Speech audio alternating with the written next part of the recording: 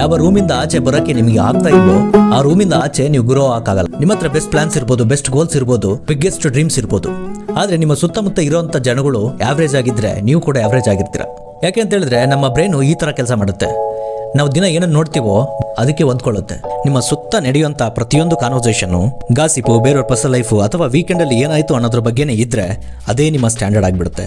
ನಿಮ್ಮ ಬ್ರೈನು ದೊಡ್ಡದಾಗಿ ಆಲೋಚನೆ ಮಾಡೋದನ್ನೇ ಸ್ಟಾಪ್ ಮಾಡುತ್ತೆ. ಯಾಕಂದ್ರೆ ಅದರ ಸುತ್ತಲಿರೋ ಯಾವುದು ಕೂಡ ದೊಡ್ಡದಾಗಿ ಯೋಚನೆ ಮಾಡೋಕ್ಕೆ ಡಿಮ್ಯಾಂಡ್ ಮಾಡಲ್ಲ. ಯಾರು ಹೊಸದೇನನ್ನು ಬಿಲ್ಡ್ ಮಾಡದೇ ಇರೋ ಜಾಗದಲ್ಲಿ ನೀವು ಅತ್ಯಂತ ಆಂಬಿಷಿಯಸ್ ಆಗಿರ್ಬೋದು, ಅದು ಕೇಳಕ್ಕೆ ಚೆನ್ನಾಗಂತ ಅನಿಸ್ಬೋದು, ಬಟ್ ಅದೊಂದು ಟ್ರ್ಯಾಪ್. ನಿಮ್ಮನ್ನ ಮೇಲಕ್ಕೆ ಪುಲ್ ಮಾಡೋಕ್ಕೆ ಯಾರು ಇರಲ್ಲ.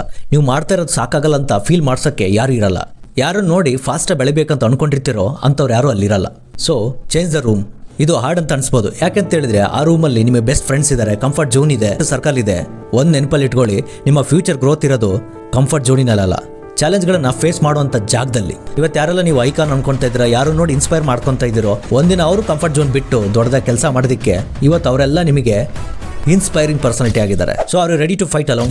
ಲೈಫಲ್ಲಿ ಒಬ್ಬಂಟಿಯಾಗಿ ಫೈಟ್ ಮಾಡ್ತಿರೋಂಥ ನಿಮ್ಮ ಬೆಸ್ಟ್ ಫ್ರೆಂಡ್ಗೆ ಈ ರೀಲ್ನ ಶೇರ್ ಮಾಡಿ.